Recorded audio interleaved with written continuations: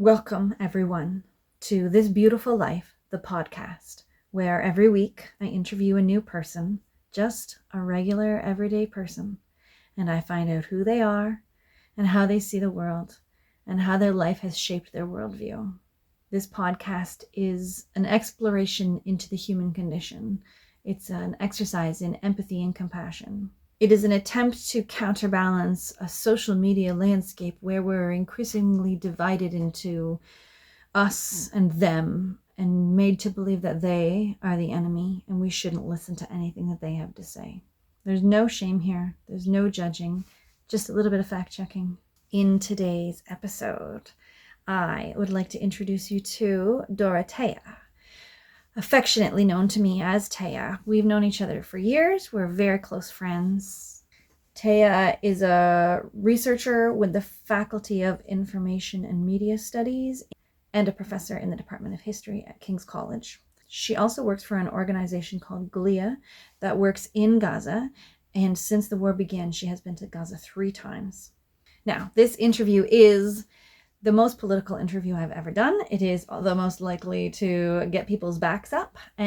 So I would really like to remind you that the practice here is just to listen to her words and be open to her perspective and consider what the world looks like through her eyes. For those of you who want balanced and both sides, there will come a time where I will also present an Israeli perspective. If you're going to comment on the video, I would like to remind you that both Thea and I are real people. Try and make sure that you're commenting in the same manner that you would use if you were speaking to our faces. And I have to apologize for the sound on this one. This is only my 3rd interview. I don't know what I'm doing. Please be kind to me. I remember the podcasts that you see online, they have like a professional sound person, a person whose entire job is to sit there with headphones and adjust things and to make sure everything's perfect. I'm just a random old Joe showing up in somebody's office trying to film a podcast with equipment that I don't really understand. So be kind to me, please. Without further ado, I introduce Dorothéa.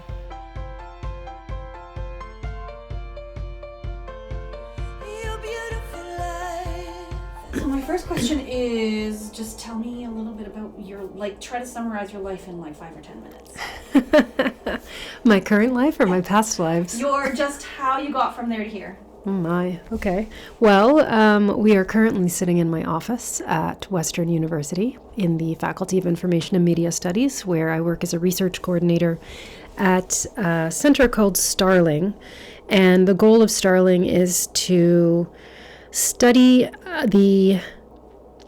emerging technologies, so mostly digital technologies like artificial intelligence that we're seeing now, and the effects that those technologies have on people, and raise questions about the ethics of these types of technologies. But really, it could be any emerging technology in our lives, and that includes tech that we're seeing emerge in different types of war, for example. And one war in particular that I'm intimately interested and involved in is the war on Gaza. So here at Starling, I actually research the uses of AI in warfare by the Israelis on the Gaza Strip.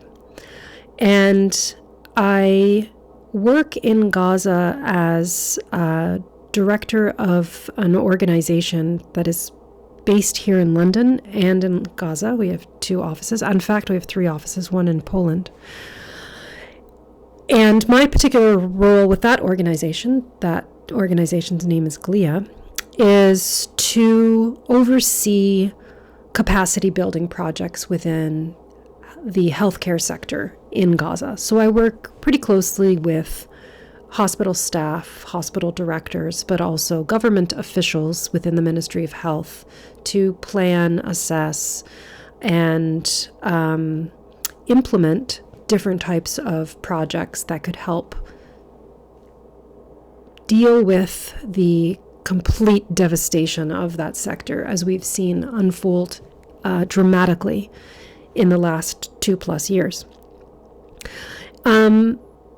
But because I'm somebody who can never say no, I also work as a instructor at a college that is affiliated with Western, King's University College, and I teach in the Department of History, where I examine the histories of science, technology, and medicine. So my courses span the history of medicine, the history of epidemics, but I also look at histories of technologies.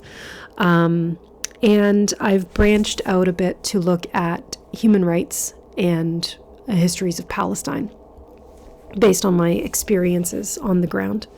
And so all of those career-oriented decisions, studying and teaching history, researching emerging technology, being a historian of science, technology, and medicine, and working in the humanitarian sector in Gaza, has led me to combine all of these things in academic pursuits. So I'm also now working on a book called A Living Necropolis, Gaza and the Materiality of Genocide, where I take my firsthand experience and combine it with existing sources as well as interviews that I've conducted with people on the ground in Gaza, Palestinians, but also aid workers who are entering and exiting Gaza, to understand how the material environment in the Gaza Strip has transformed, and how Palestinians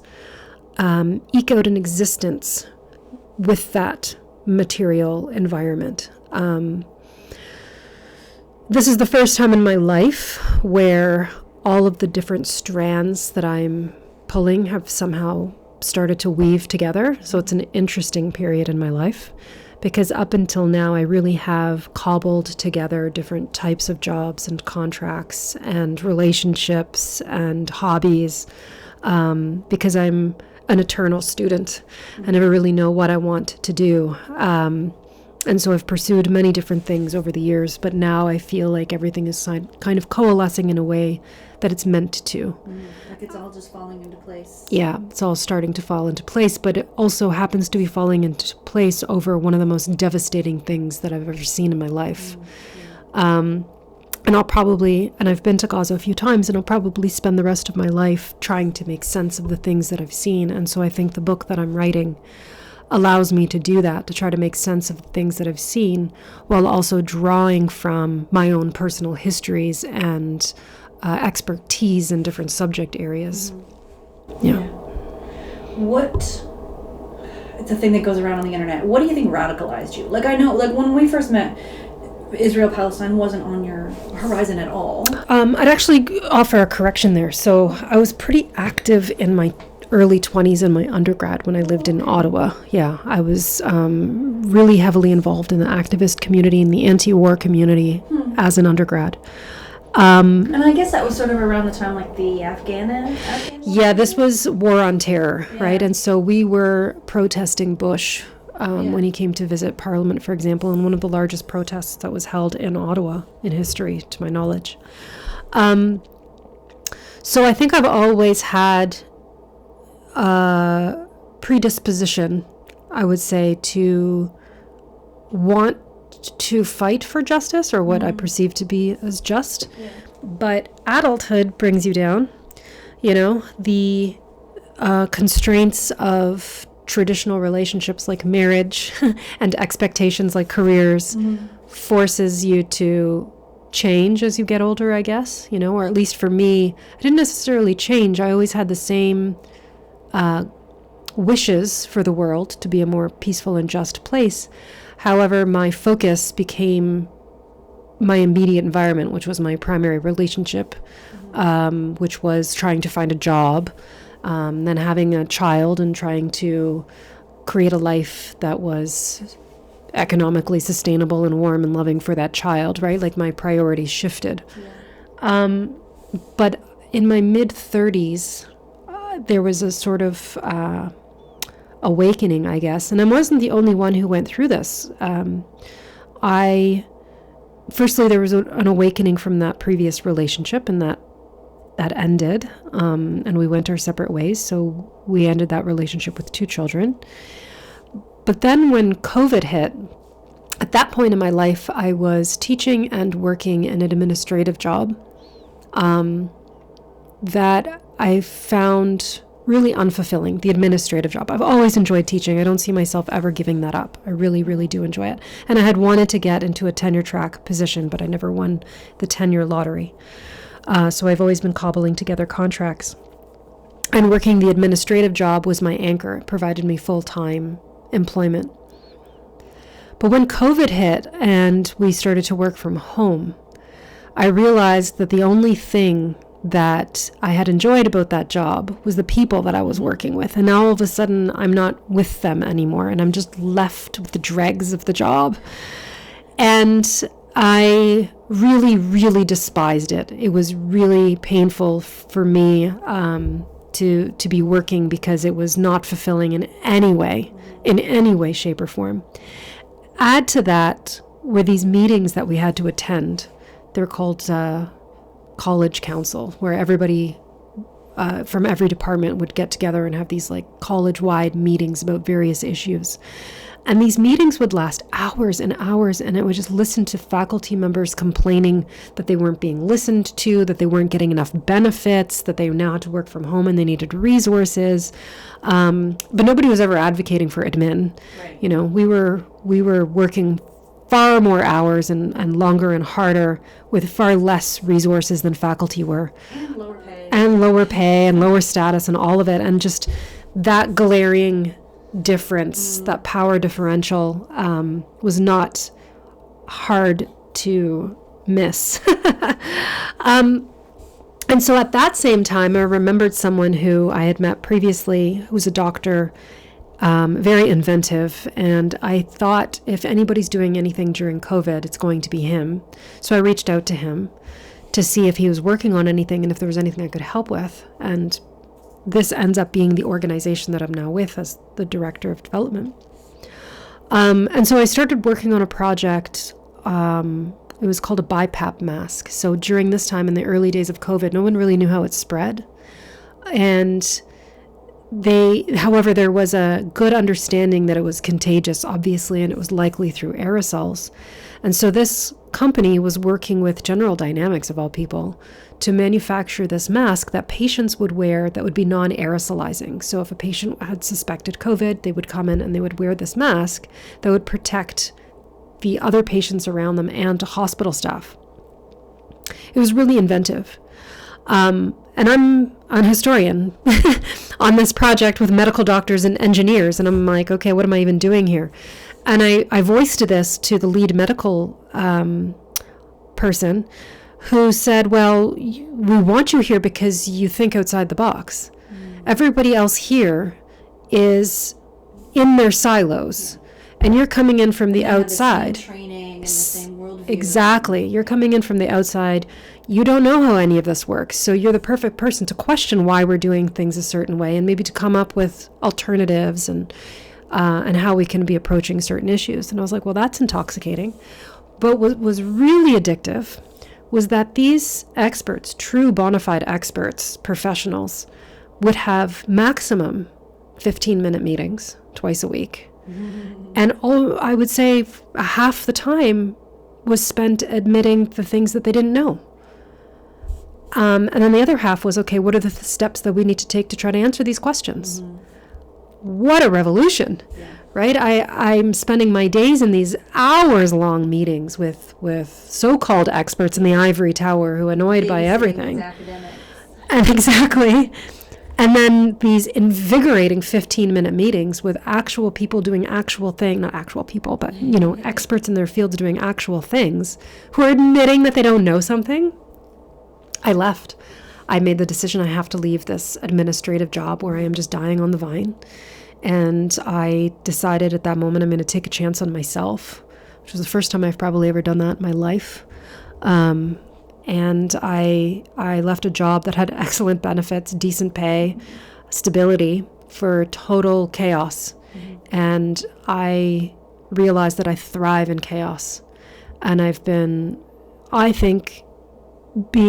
successful ever since. I might not be as economically successful, let's say, if I had pursued a degree in law and become some bigwig lawyer.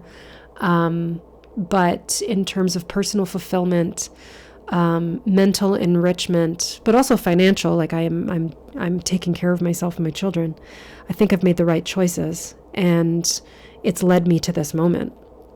So in a way, I'm kind of thankful for COVID. So it's almost like, do you think it would be fair to say that you were almost a bit radical, but you felt like, oh, I'm supposed to do this. Absolutely. I'm supposed to do this. I'm supposed to have the perfect marriage. I'm supposed to be the perfect wife. And you realized that you didn't want any of that. I didn't want any of that. And you just, it wasn't necessarily that you were radicalized. It was that you realized that the package that you were sold as what you were supposed to do was just it was not it. For you. That was not for me. No. And that package came without me asking for it. It was not a gift I ever asked for, you know. It was an expectation. And I never questioned the expectation. I grew up in a really strict house with very set gender dynamics, and what the expectations were to be for me as a woman. Even going to university was a battle for me. My parents did not see the need for me to be educated, because in their mind, all that I was meant to be was a housewife. And I'm not dragging on housewives in any way, but if that's not necessarily what you want to be doing, then it's going to be misery. It's going to be misery, right? And you're caging somebody in. And so I had to fight for the education. But I just didn't really have it in me to take on too many fights until it became too much, where I really felt stagnant and depressed, and recognized that I had to make choices about my life. And what ultimately led me to make those choices was asking myself, what advice would I give to my children if they came to me with these questions and these feelings? What would I say to them? Because it's a lot easier to give somebody else advice that will make them happy than it is to take it yourself. And I made the deliberate decision to take that advice for myself. And I also asked myself, so I did two things. One was, what would I say to my children? And two is, what would future me say? You know, what is future me going to be telling me about regrets and life choices? And future me said, have as much sex as you can, which I wasn't expecting. But I'm like, okay. And trust yourself, like bet on yourself. Like, you can never regret the decisions that you make if you're making them in a moment that allows you to be true to your values and to yourself. Like, we always have obligations to other people, but I can't even fulfill those obligations if I'm not being true to myself first. So my mid-30s, there was a radical shift in my trajectory in my mid-30s. And I don't know where I'm going from here. I just know that everything's sort of coming together at this point, and hopefully something good will come of it. So you gained your trust in yourself just basically through trial by fire. Mm-hmm. I mean, I had some good friends guiding me along the way.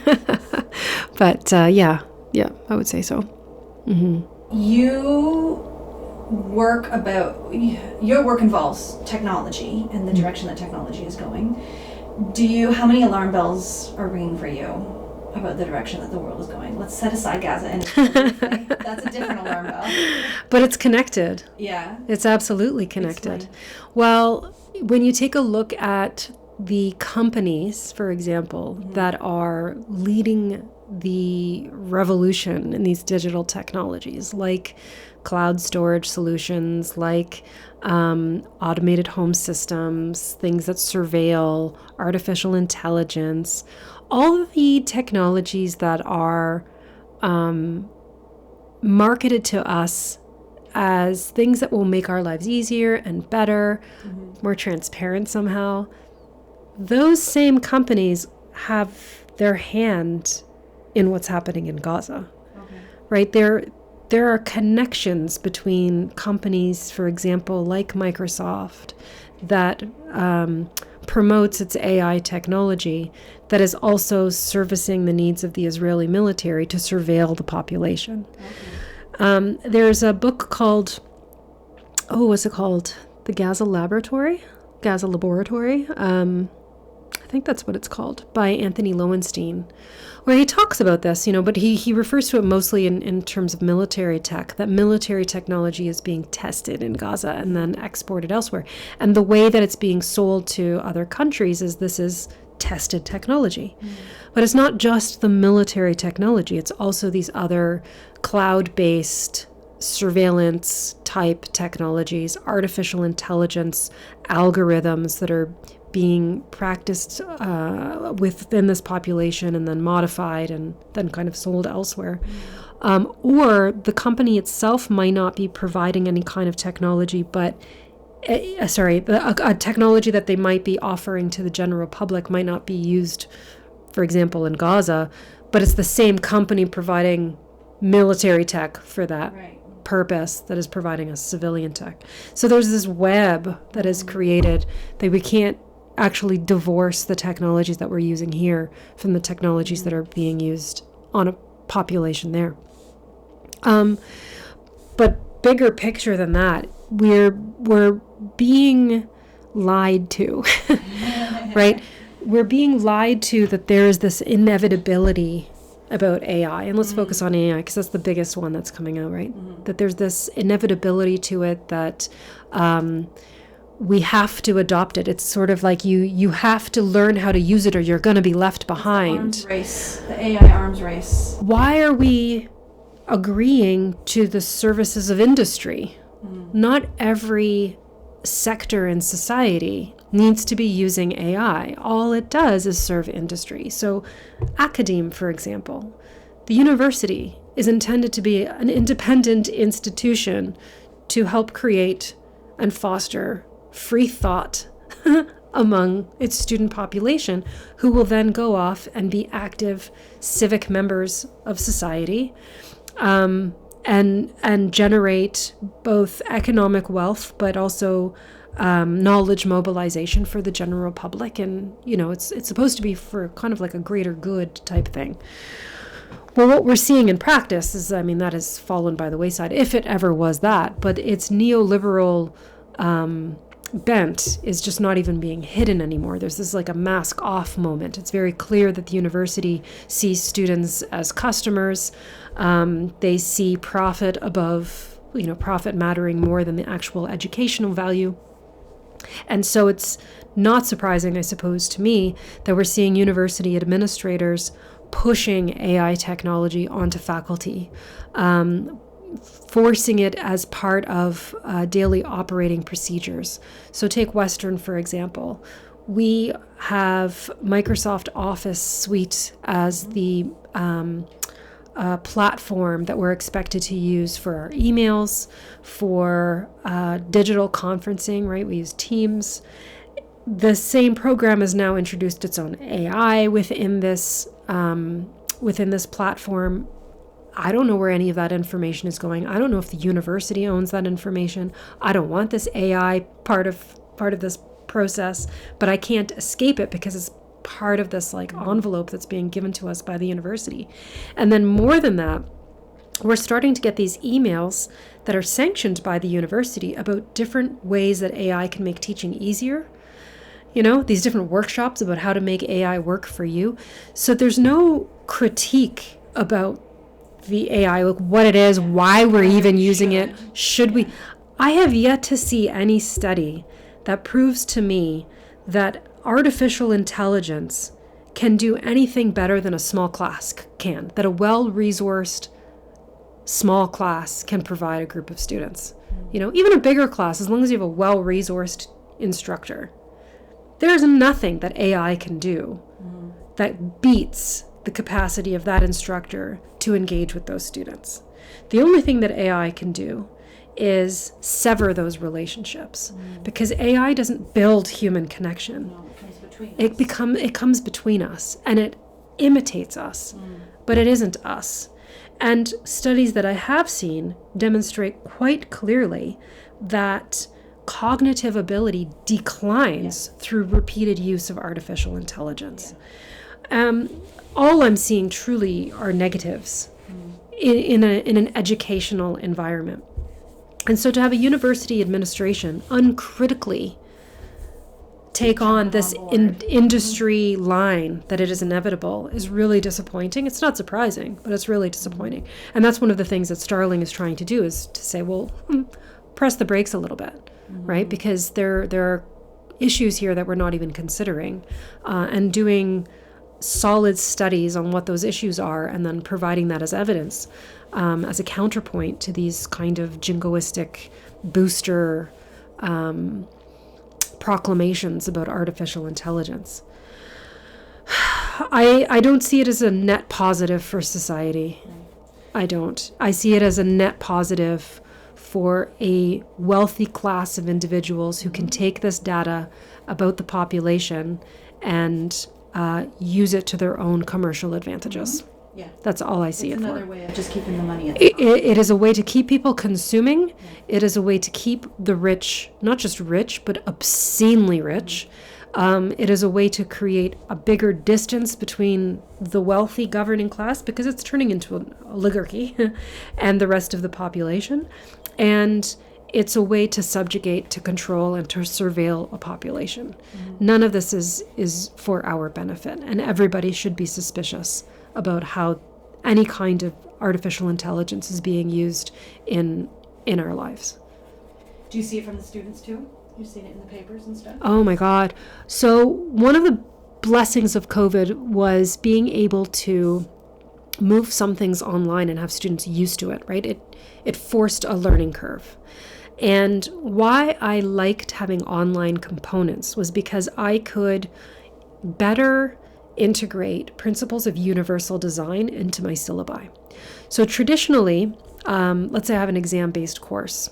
I have a course that has two in-class tests and a final exam. Traditionally, that's all it is. Students would come to class, they would write a test, I would mark it, they'd get it back. But what you do also have are several students who require accommodations. So you need to provide different tests for them. Like, it's the same test, but they have different accommodations, so they have more time. I get it a little bit later. Maybe they are writing in a different space. There's different needs that students have.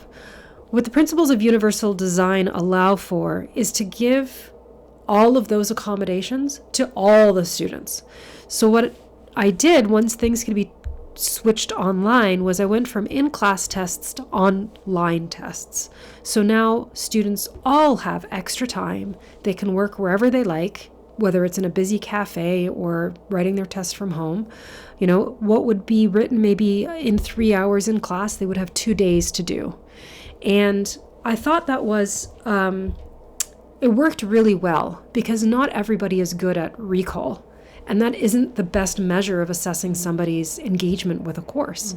Just because you can sit there and regurgitate information on memory doesn't mean you understand any of it, and you haven't given it any real thought. There's no thought that's happening. And I'm somebody who always struggled writing tests, because I didn't have the time to contemplate the question and to really formulate a thoughtful answer. And so providing extra time to everyone and giving them the opportunity to write in a space that was more comfortable for them seemed more fair. I got really great feedback from students. Tests were generally very thoughtfully done and very good. Did some students cheat? A couple, probably. But it wasn't an issue, because cheating, at that time, cheating may have been Googling a question and cobbling together a response, but it wasn't plagiarism. Yeah. I can't offer this option to students anymore. I've gone back to in-person writing, because the last year and a half, I've seen AI written responses. And the thing is, AI is so seductive, right? You go to ChatGPT, you put in your question, and it gives you what seems like a really reasonable and thoughtful response. But it's a vacant response, first of all. It's a surface level response.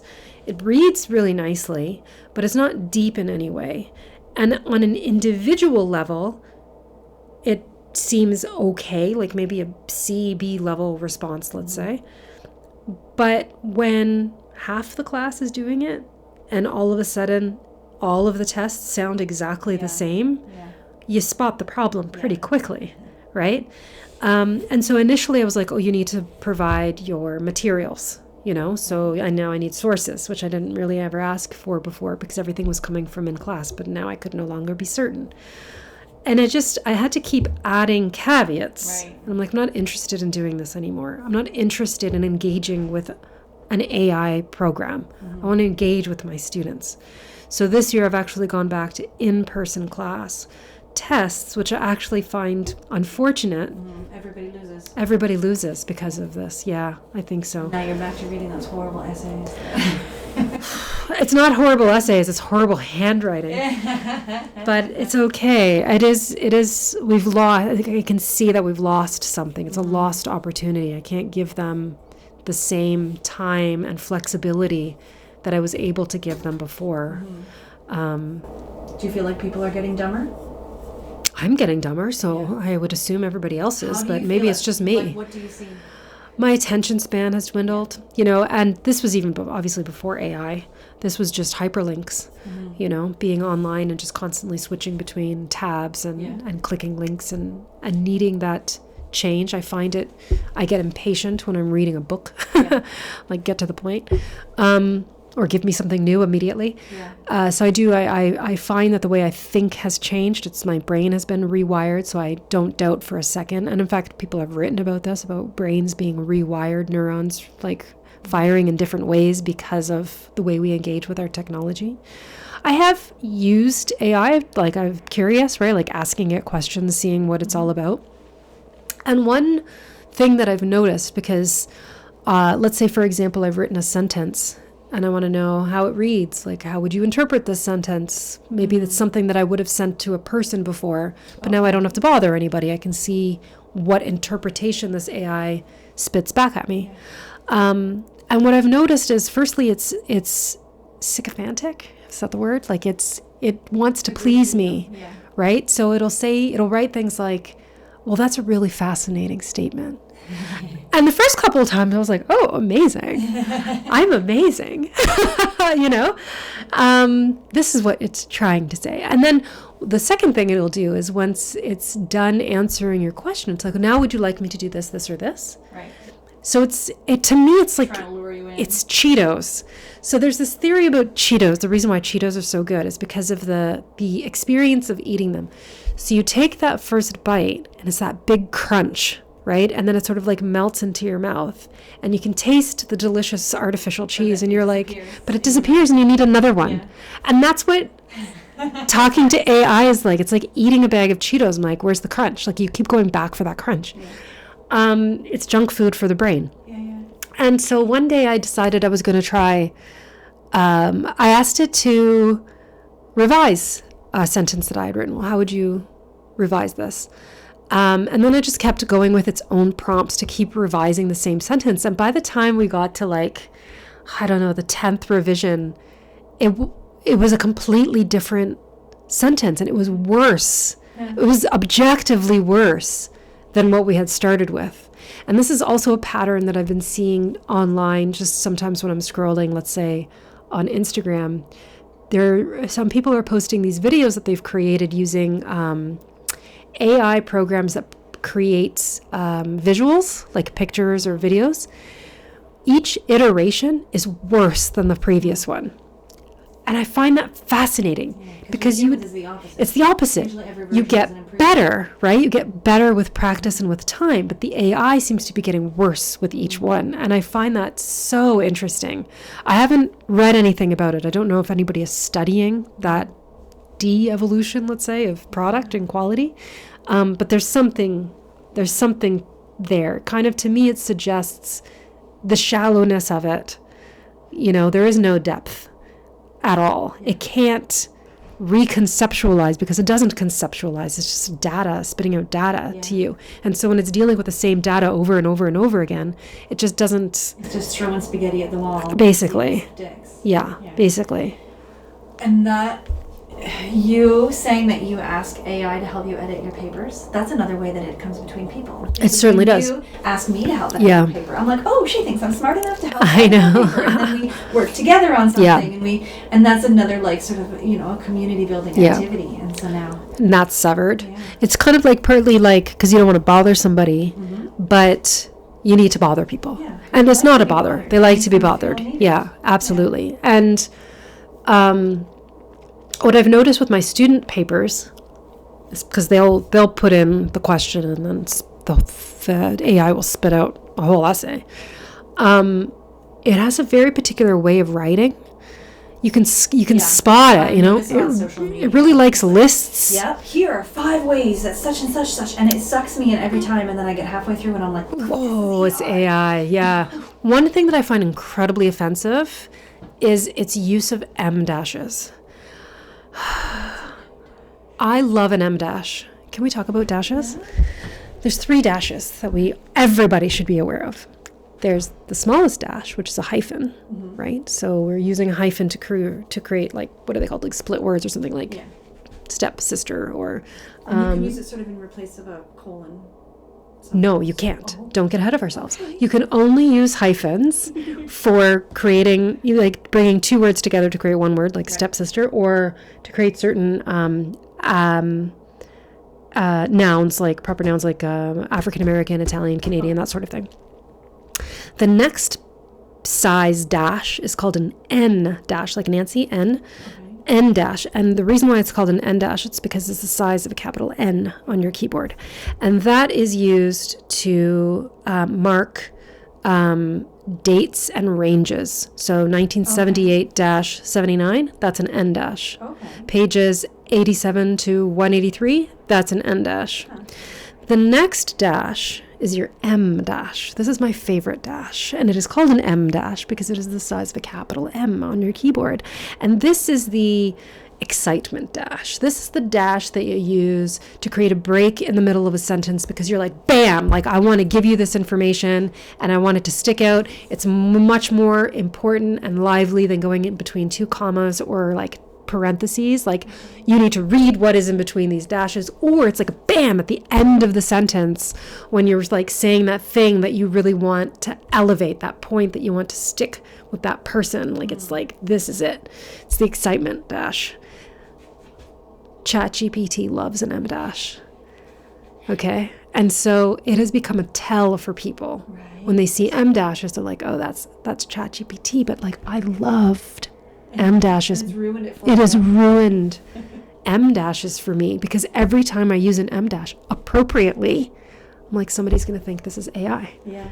You know? So now, and this is like, I have to admit, like, this is not a thought I'd ever had before, is I have to make prior to ChatGPT, my ultimate like worry always was not to plagiarize, right? Like, always making sure that everything I'm writing, because sometimes, you know, you have this thought and you're like, well, wait a minute, was that mine? Did I read that somewhere? And like, I get really, really, really self-conscious and worried about that because it's the last thing I want.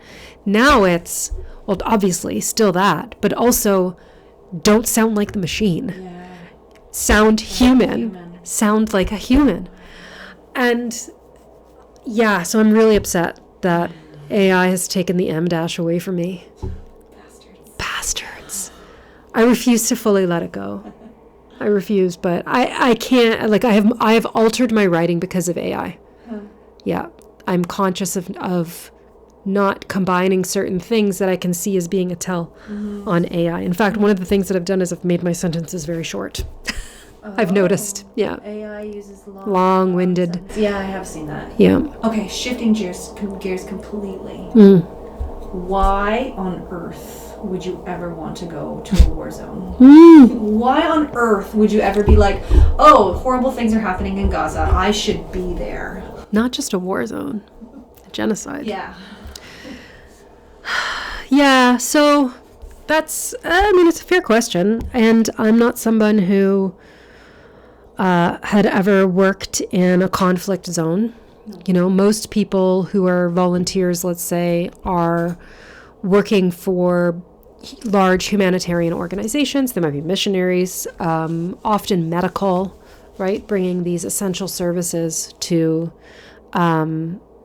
conflict areas. And then there's me, PhD in history, walking into Gaza. I had actually tried to go to Gaza 4 times before this genocide. So that organization that I switched to during COVID was GLIA. And while I worked there, immediately Gaza-related projects came under my, quote, portfolio, let's say.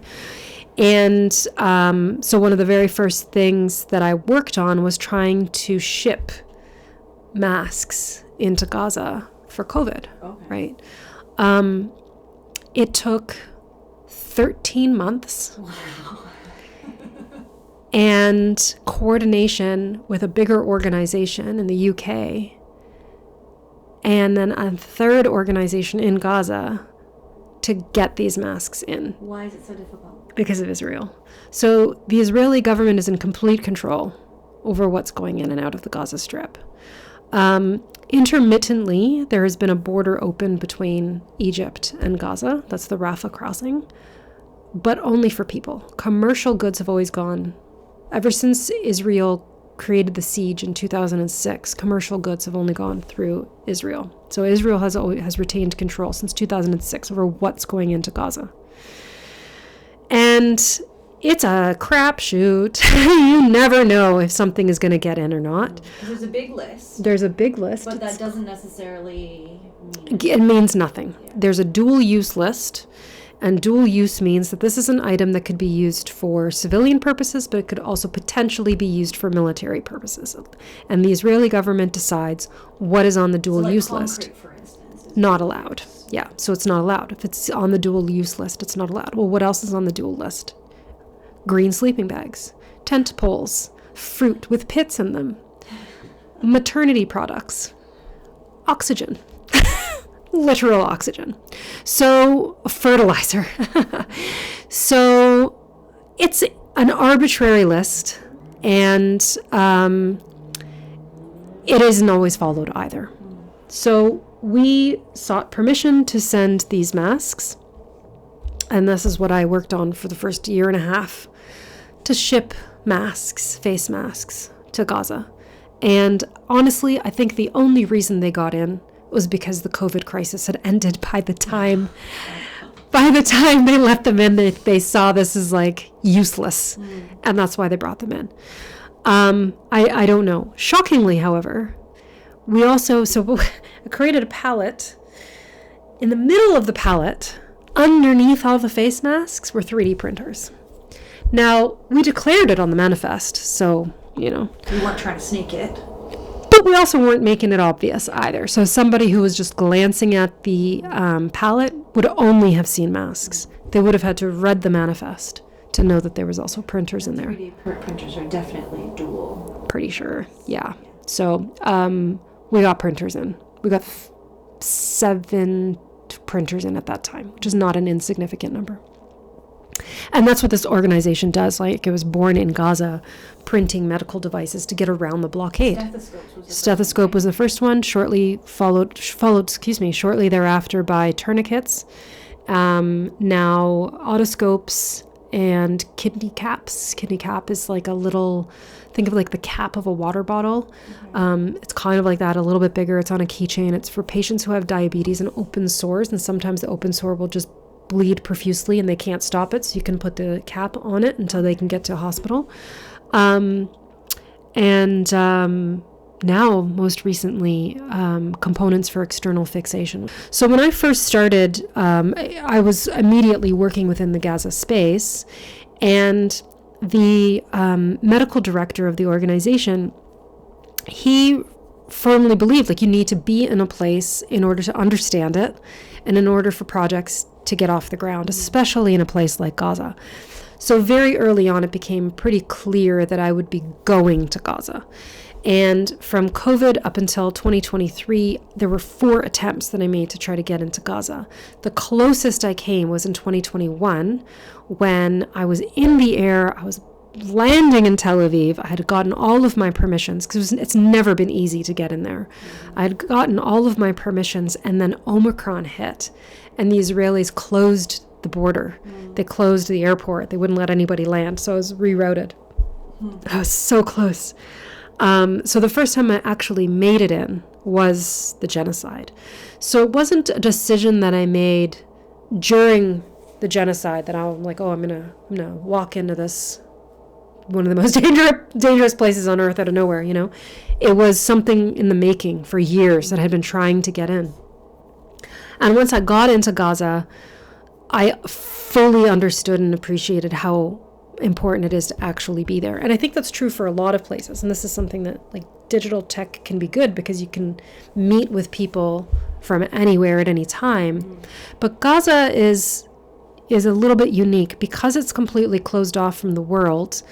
There's a certain element of, and I think rightfully so, feeling neglected, feeling let down, feeling like they can't trust outsiders, that, you know, people will say they're going to do something and they never follow through.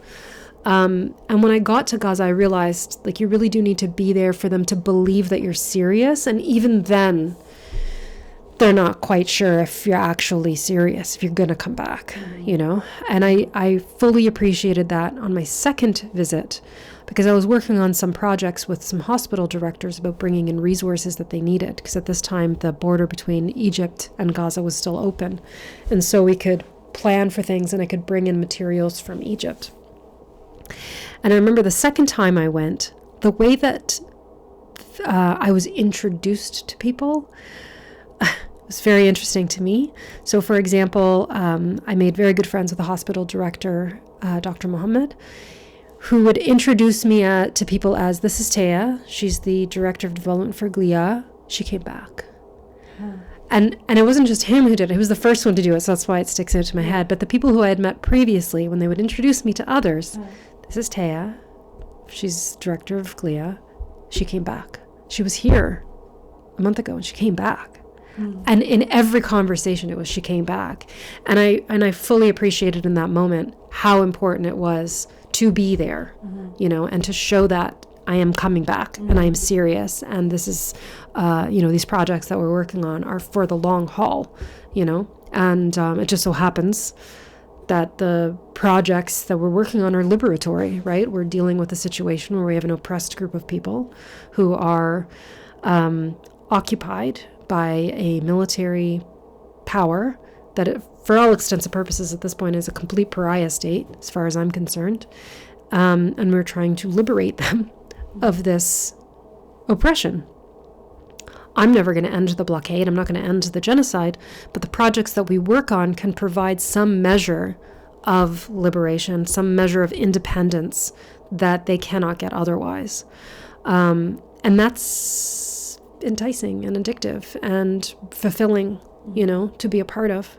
And so I initially went because I was always kind of slated to go. And then when I got there, I realized the importance of being there. And so I have gone back. And after my third entry, which, mind you, came after a court appeal, because, as I mentioned earlier, the Israelis are in control of items that go in. Well, since they've taken the Rafah crossing in May of 2024, they're now 100% control over who can go in. They denied my entry in April of this year, and so I filed a court appeal. I won, and so I went back in November of this year. And it was during that particular trip that the idea of the book was formalized in my mind. And so I've been working on that. And so it becomes even more imperative to go back and continue documenting. And you tried again in December, but they wouldn't. I was denied again. You're taking it to court again? I will. So I have to wait for a 30-day... You actually go to Israeli court? Yeah, I have an Israeli lawyer who takes them to the high court. Yep. Yeah.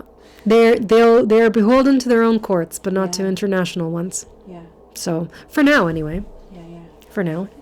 I mean, it's really not that complicated if you actually pay attention to what's happening and you understand broad-based what's happening. It's quite clear what's happening. And there's a lot of historical precedents for what we're seeing.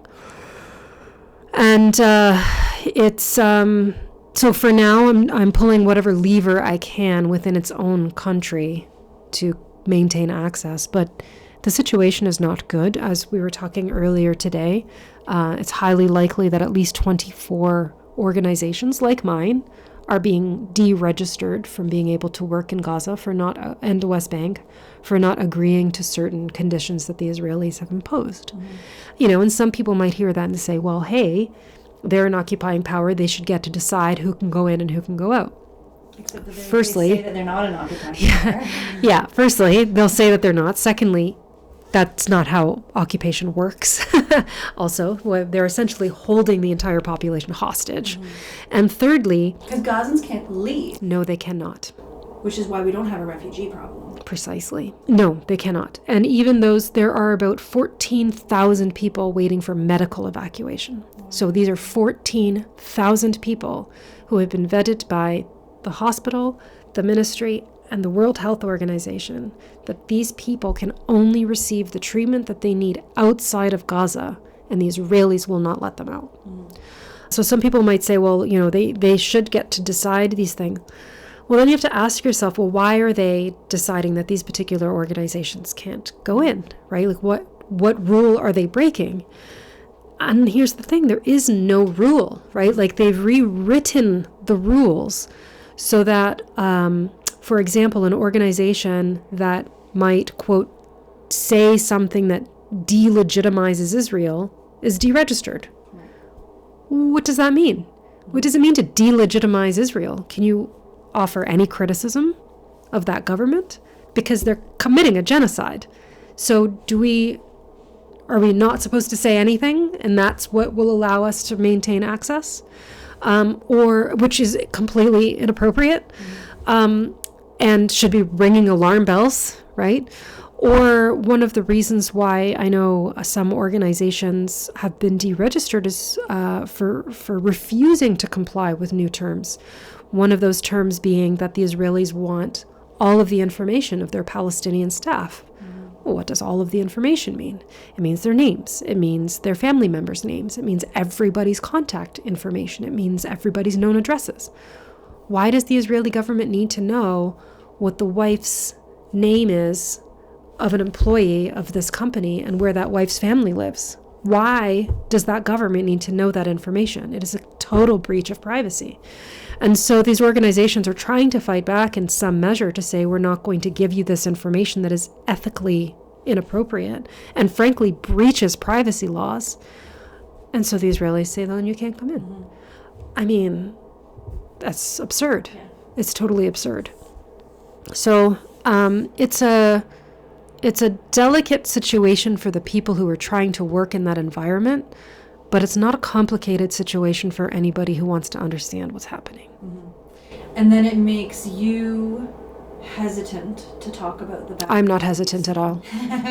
I'm not hesitant at all. Look, I'll talk about it. It's a genocide. And then they won't let me in, and then I'll fight them in court. Yeah. Like, I will pull all the levers that I can, and then if the day comes when the court system doesn't work anymore, I will find a way. It might not be me going into Gaza, but I will find a way to continue doing work and continue doing something, right? Like, it's because I have seen it.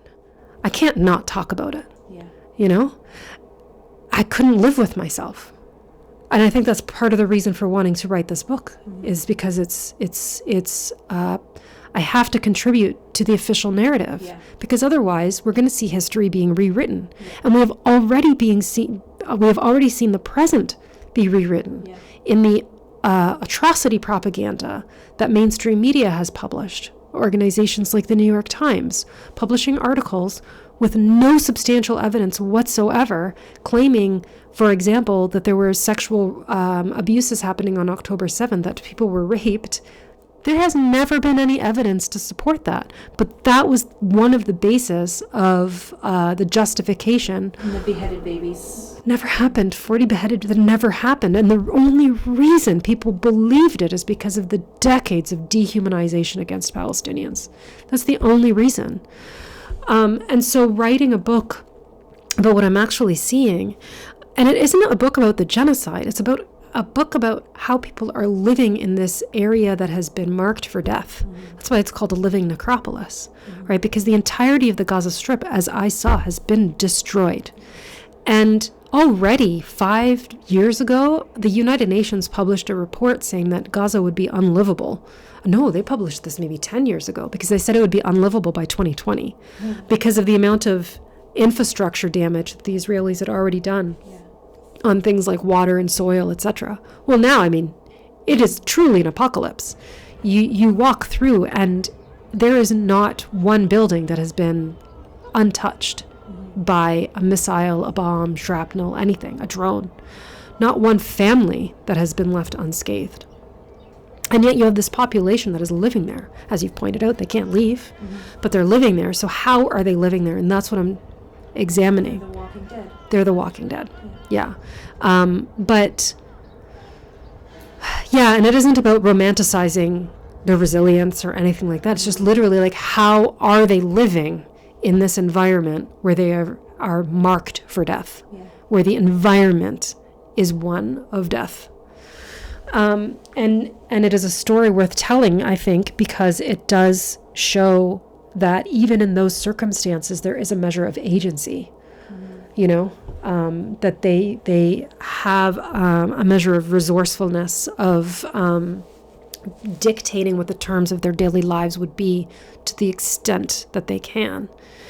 And I hopefully doing justice to that. And not all of it is positive, but their material environment is the genocide. The genocide is the material environment. It isn't just the number of people that are dead.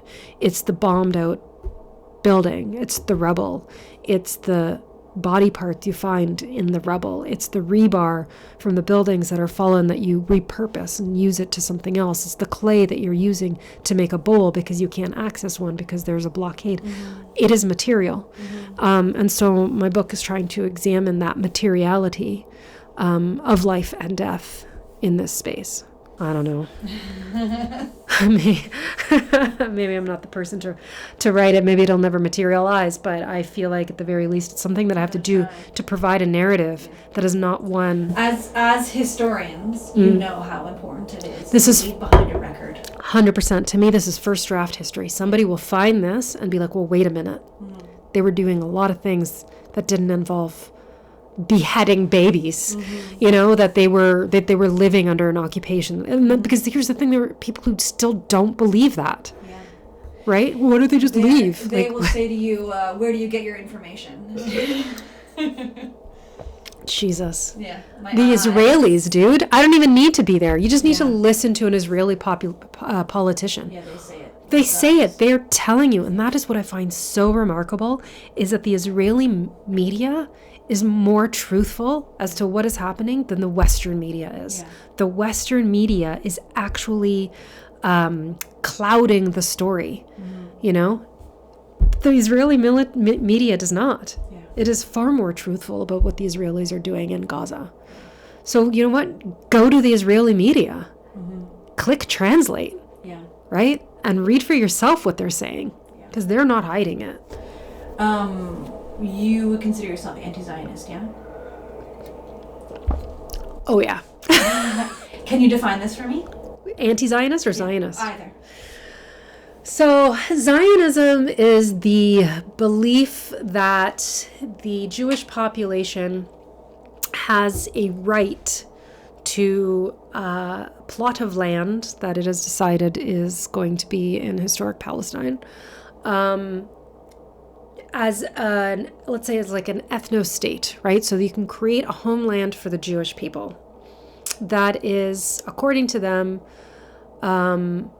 biblically protected, that this is something that is a right and it is ordained and just for the Jewish people.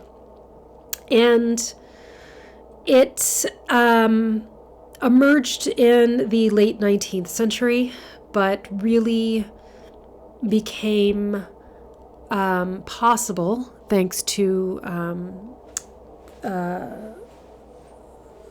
international law, frankly, being used to service the French and the British in the early 20th century with the mandate systems. Anyway, I'm getting into the weeds there. But so Zionism really being the belief in this ethno-national state for the Jewish people in historic Palestine.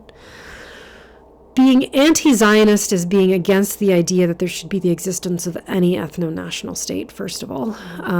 We've seen this historically. It's never a good idea for not just people who are not part of that ethnicity, but even people within that ethnic group. You see a stratification happening in society, in that society, that is never healthy. Being anti-Zionist today also means being against genocide. It means being against the weaponization of Judaism for the services of the Israeli state and genocidal intent. It's being pro-life, pro-Palestinian life, pro-Palestinian liberation. And it's being in favor of a remaking of international law, or at least using the law that we have to bring justice to the crimes that we have seen.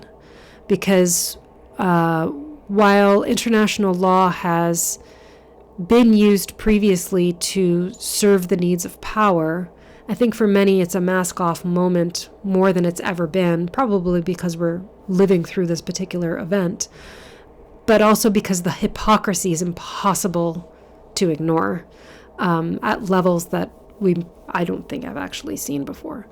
So for me, being anti-Zionist is being against those things, but also for certain things, if that makes sense. Yeah. How do you... Anytime you say you're anti-Zionist, people automatically assume you're anti-Semitic. How do you... Yeah, well, that's... For me, it's being against this definition of anti-Zionism, right? So what was it called? The IHRA? What does that stand for? The IHRA definition of anti-Semitism. So there is a definition that was put forward called the IHRA definition of anti-Semitism, the International Holocaust Remembrance Alliance. Put forward this definition of anti-Semitism that includes a certain biased, stereotypical expression of Jews, of the Jewish religion, can be expressed as hatred towards Jews. And that definition comes out after the Holocaust, right? Because the atrocities of the Holocaust were largely fueled by hatred of the Jewish population. And so anti-Semitism manifests in the most horrific of ways. But it's been bastardized over time to protect Israel.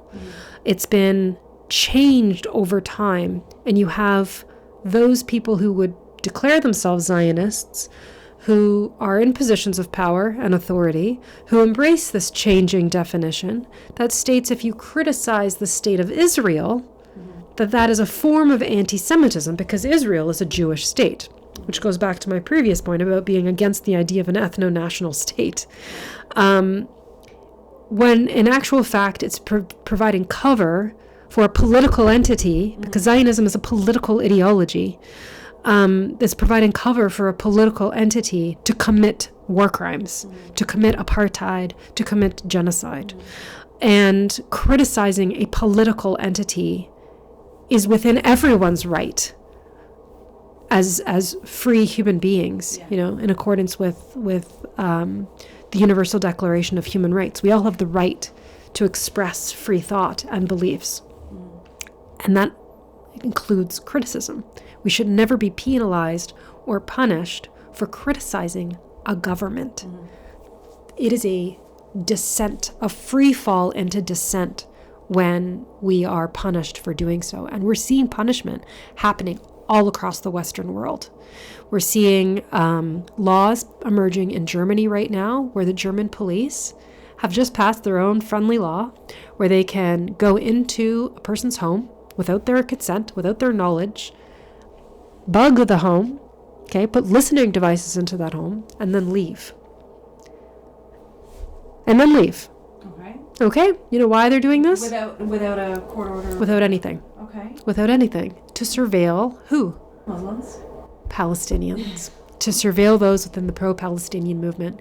You have the Palestine Action Group that lobbed assaults on Elbit Systems in England. Elbit Systems is one of the main manufacturers of military technology that is being used in Gaza, being produced in the UK.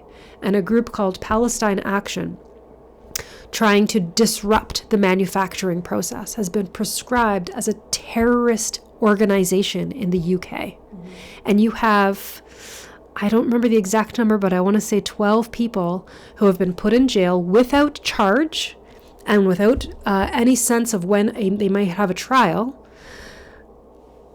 because the organization that they were affiliated with has been prescribed a terrorist organization, again, for trying to disrupt the manufacturing process of a company creating war material. Those people are currently on hunger strike, and they have been for almost 40 days. There are some that are certainly going to die. And then you have people who are protesting that arrest. Elderly people, young people, children, mothers with infants, standing, sitting, saying nothing but holding a sign that says, "I support Palestine Action, I oppose genocide," and they are all being arrested one by one. This is what happens when you conflate anti-Semitism and anti-Zionism. This is what happens when you allow a population to be brutalized for speaking out against the actions of a government. This should not be happening. These are the two countries that were so heavily involved in the Second World War. One for propagating a lot of the horrors, and the other for fighting against them. And right now they were working in tandem to oppress people who are speaking out against genocide. The Zionists I know would say, if you're so opposed to an ethno-state, why aren't you protesting against the Saudis or the Kuwaitis or any of those other Arab countries where you don't even get citizenship if you're not a member of the right clans? Well, to my knowledge, at this exact moment, they're not committing, I don't know about the Saudis, but they're not committing genocides. Look, I can't be everything for every cause. I just can't. And so for the moment and where I'm at, I am actively opposing what we can all see as a live streamed genocide, and one that I have actually seen, smelled, felt, tasted in person. That at the moment is my current priority, and just because I might not actively be protesting another government doesn't mean I agree with the structure of that government. Like, that's an absurd notion. Furthermore, the Israeli government is the one that I am seeing that is heavily lobbying my government, the American government, these Western governments that are all working seemingly together to propagate what is an obvious genocide, and using international law in their favor, or outright ignoring international law and their obligations. Here's the thing about genocide. You don't have to prove it. You just have to suspect it. Every state that has signed on to the Convention of the Prevention of Genocide is failing to meet its obligations to prevent genocide. Again, they don't have to have proof that it's happening. You just have to suspect it. And I have a hard time believing that any state authority, anybody who is in a position to get whatever information that they need, can't know what's happening legitimately on the ground, can't see what's legitimately happening, and can't come to the conclusion that a genocide is probably happening. Especially because it's actually been spoken out loud. Absolutely. When nearly every human rights organization on this earth has called it a genocide. When you have a charge in front of the ICJ of likely genocide, when you have people live streaming the horrors, when you have aid organizations and aid workers lobbying and pleading to let aid in, when you have a population that was determined to be suffering from famine, people dying because they can't eat because Israel is not letting food in, and people who try to get food are being shot at. All of this is publicly known. But 40 pretend babies that were pretend beheaded was enough to justify all of the action that we saw around the world to support Israel. But the 200,000 plus deaths, because that's where we're at in terms of estimates, is not enough to say, hey, maybe we should stop sending them arms. Stop. Okay, I got one more definition I want you to give me. Tell me what you mean by globalizing Intifada, because I know people who say that that's a terrorist statement. Tell me what it defines, the definition for you. Yeah, I was wearing this shirt yesterday. It says globalize the Intifada. So Intifada means, it's a direct Arabic translation, which means uprising. And it's in reference to an uprising against the occupation. There were two intifadas in Palestinian history that happened. 90s and 2000s? Yeah, that where tension essentially boils over until you get essentially what are riots, where you have people who have minimal access to resources, certainly no real military equipment, fighting against a nuclear government, fighting against the injustices, so the occupation, the random violence, the arrests, the apartheid, the inability to move, the fracturing of families, the removal of place names, the disappearance and erasure of land, the destruction of natural resources. A boiling over point for populations who just can't abide by their living conditions anymore that have been imposed on them. And so there were these two intifadas that happened in historic Palestine that led to international responses. Arguably, the first intifada was the first time that American audiences, for example, are seeing on their TVs the structure of apartheid. The visual of a young boy hurling a rock at a tank is, very David and Goliath, and moving to the point that it forced politicians who maybe up to that point were more sympathetic toward Israel to actually have to do something to stop the level of violence. And it led to supposed peace processes that were not sincere in any way in terms of providing a state to the Palestinian people. Globalizing the Intifada builds from that spirit. It builds from the spirit of the oppressed to say that we don't need to be oppressed. We should not be oppressed. We need to fight against oppression. That's what it means. And so for me, it takes on that significance. And then when it comes to Palestine, it's the entire global pro-Palestine movement coming together, to say enough. Like liberate Palestine at this point. But Intifada and globalize the Intifada, I think, could mean much more for all oppressed people. So is it terrorism? I mean, it really depends on who you're asking, I suppose, because when you're asking those who are officially in power, who are being targeted for their oppression, they might view that as terrorism.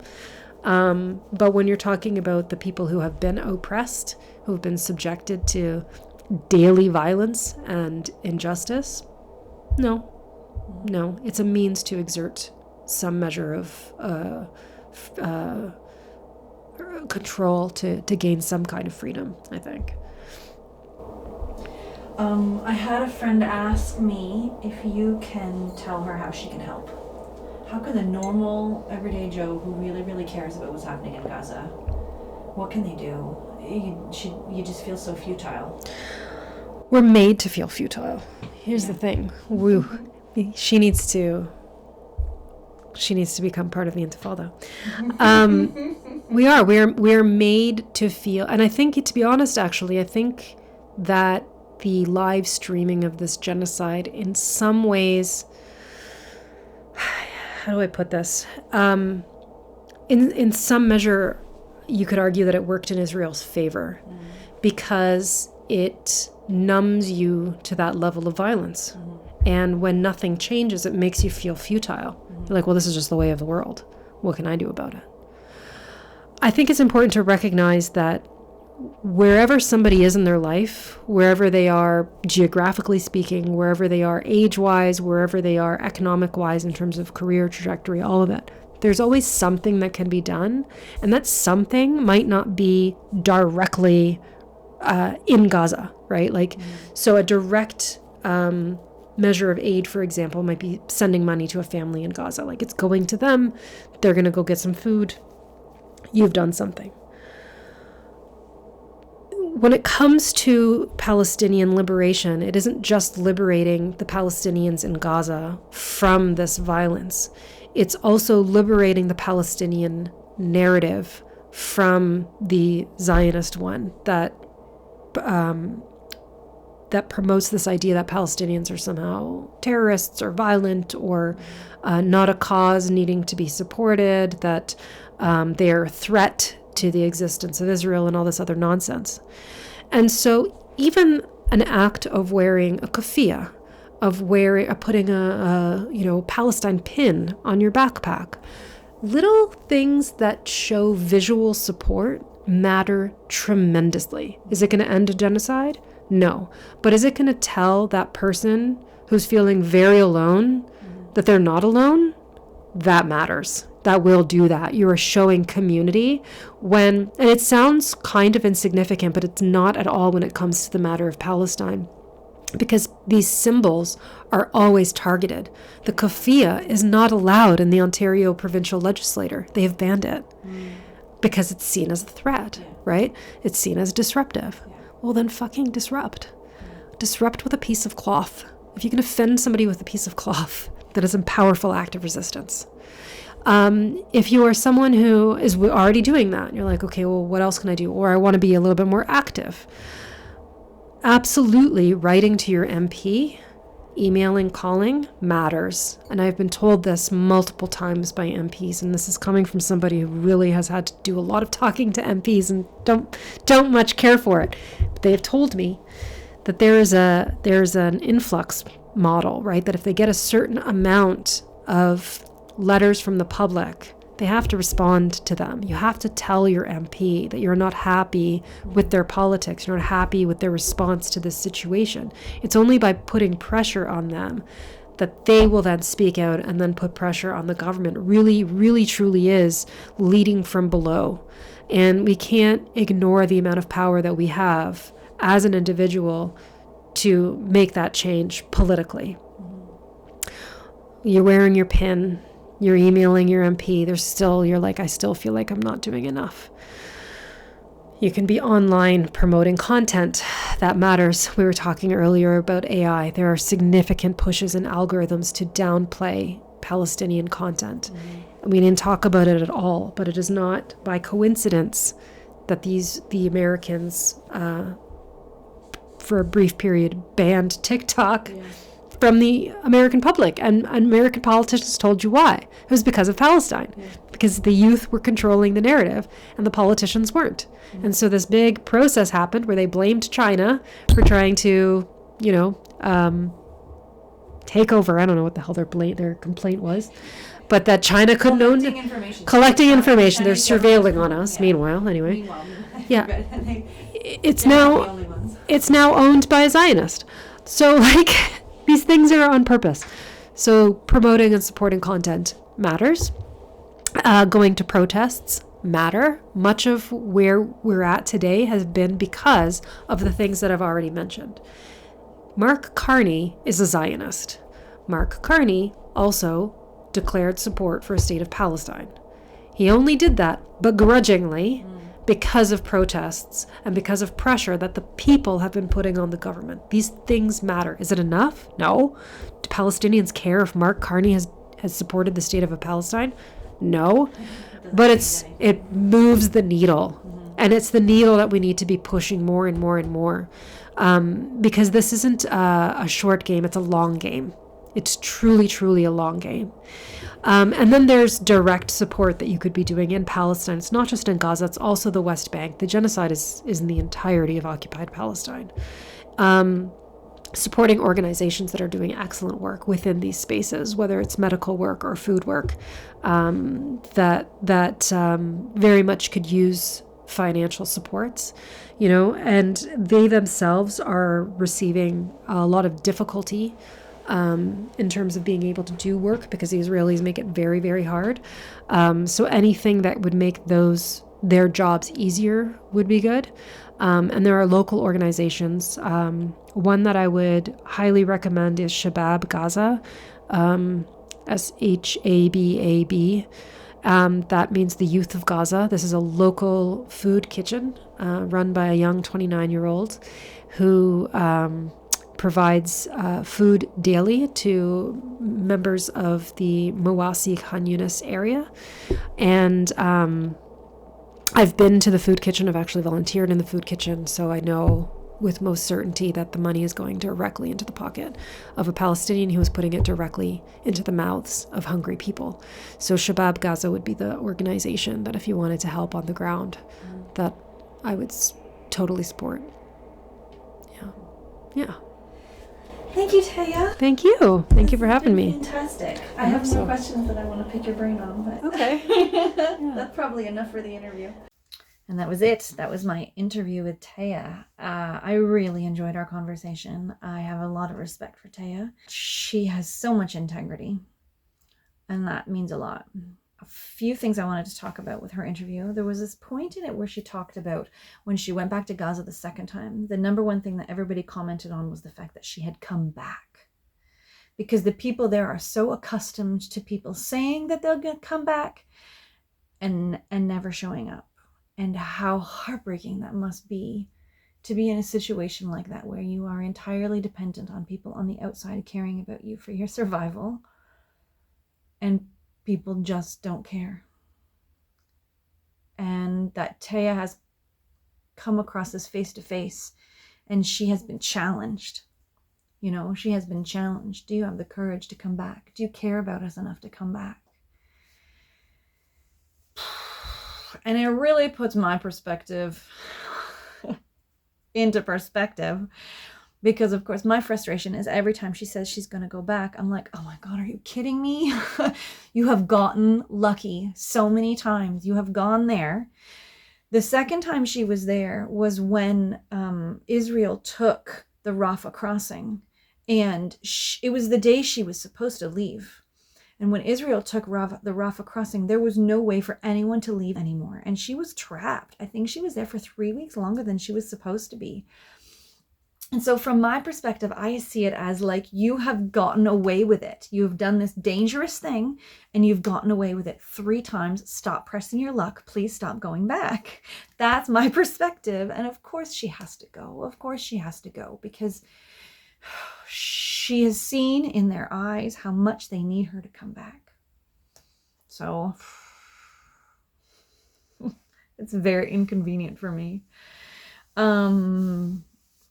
Fact check. Taya said that there is no evidence of rape on October 7th.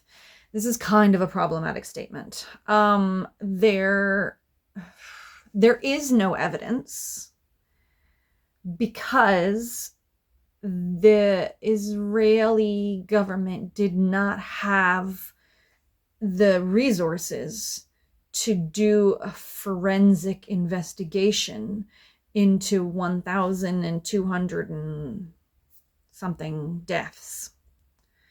The cleanup was done by volunteers for the most part, and they were not trained in forensics or any of that sort of thing. So there were 2 specific examples of people doing the cleanup saying they saw evidence of a rape, and then it was disproven that it wasn't actually evidence of a rape. And that puts into doubt all the evidence. So really all you have is people's stories. And people have a strong motivation to lie. However, my own personal bias is, I'm going to say that there probably were, not because of what I think of Hamas or Muslims or Arabs or Jews or Christians or white people or black people or brown people. It's what I think about men. I don't have a lot of faith in men to have self-control in a situation like that. So there's my bias for you. I asked Taya for her definition of Zionism, and I would like to make sure that all of you know that there are multiple definitions of Zionism, and Jews themselves debate with each other over the definitions of Zionism. You can look it up. There's lots of information about it out there. Go to it. As for what Tay said about the Palestine Action Committee, is that what they're called? Palestine Action? Just Palestine Action. In the UK. I have a hard time with the vandalism and the destruction of property thing, but I also agree that that's not terrorism.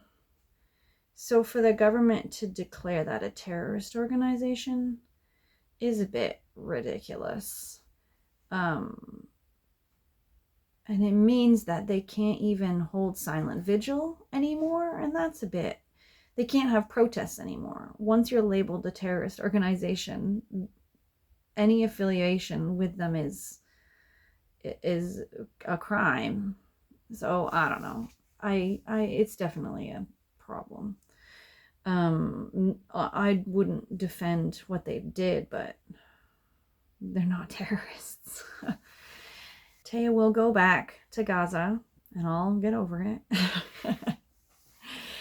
And hopefully she'll be okay. And hopefully this whole train wreck is over soon. The issue of Gaza and Israel is very close to my heart because I did live in Israel for a year. I met and love many Israelis and Palestinians. I can see both sides. Okay, I'm not going to say any more about this subject because all I can do is stick my foot in my mouth. I do have a few Israeli friends that I'll reach out to and see if they'd be willing to be interviewed for my channel. I just got to be patient. I've actually been on top of things, and I've got 3 interviews already in the bag. So for the next few weeks will be the interviews that I've already done, and maybe further down the line we'll talk to one of my Israeli friends. Thank you, everybody. We'll see you next time. Take care.